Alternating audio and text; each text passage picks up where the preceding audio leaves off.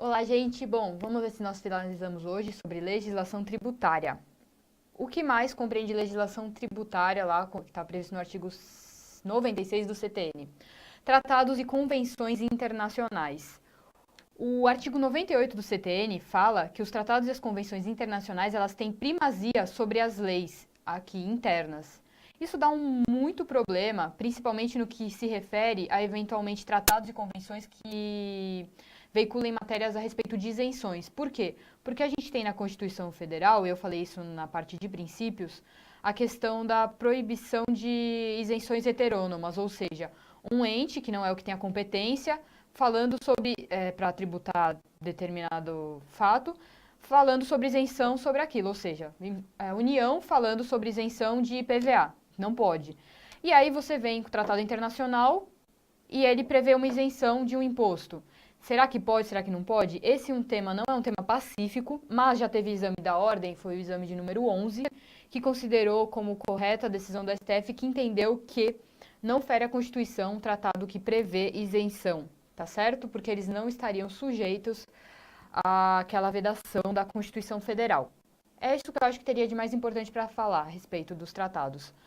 Além dos tratados, resolução do Senado.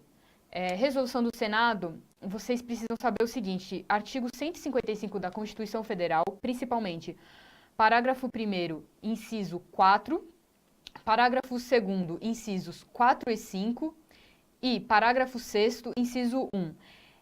A resolução do Senado ela vai fazer as seguintes coisas na ordem dos artigos que eu falei: fixar alíquotas máximas do ITCMD, definir alíquotas interestaduais mínimas e máximas de ICMS, né?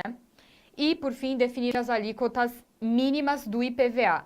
Nossa, que chato. Pois é, cai. Porque eles colocam, por exemplo, coisas como a resolução do Senado pode definir alíquotas máximas do IPVA. E não, são as mínimas, tá bom? Então é importante que leia esses parágrafos do artigo 155 que eu mencionei, porque cai e cai bastante. Depois de resoluções do Senado, nós temos decretos. Os decretos são atos mais simples, eles visam o quê? Regulamentar o que já está em lei, né? Normalmente eles vão tratar sobre que tipo de assunto? O prazo para o pagamento do tributo, o local do pagamento, esse tipo de matéria que é um pouco mais, posso dizer, mais para organizar a arrecadação em si, certo? Por fim, nós temos o que são chamadas de normas complementares. Por fim mesmo, estou encerrando, ok? Estão previstas no artigo 100 do CTN.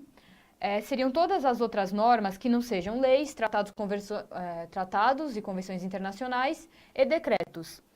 Seriam o quê? Por exemplo, atos normativos expedidos por autoridades administrativas, ou seja, o fisco, você tem lá a Fazenda, ela expede algum ato normativo a respeito de como que vai ser a forma de atuação do fiscal, decisões de órgãos singulares ou coletivos da jurisdição administrativa, práticas reiteradas também, olha aí, seria uma questão de direito mais voltada para o direito consuetudinário, né?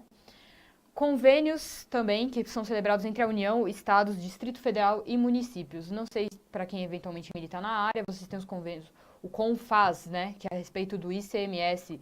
Então, ele é considerado norma complementar. Tudo isso que eu já falei, ou seja, as leis em sentido estrito, lei ordinária, lei complementar, tratado, medida provisória, decretos, resoluções do Senado e as normas complementares, elas fazem parte da legislação tributária. Todos os artigos que eu fui mencionando no decorrer dessas aulas que eu dei hoje, eu recomendo muito a leitura, porque, como eu disse, eles pegam por essas bobeiras, como eu falei, se é mínimo ou máximo, se é regra geral ou específica, e fica essa dica. Para quem não assistiu às demais aulas e precisa se inteirar dos outros assuntos, porque eu falo aqui sobre princípios, sobre competência, clica aqui na nossa playlist, aliás, ou nos outros vídeos que vão aparecendo, então logo vocês acabem a aula, e é isso aí. Tchau, tchau.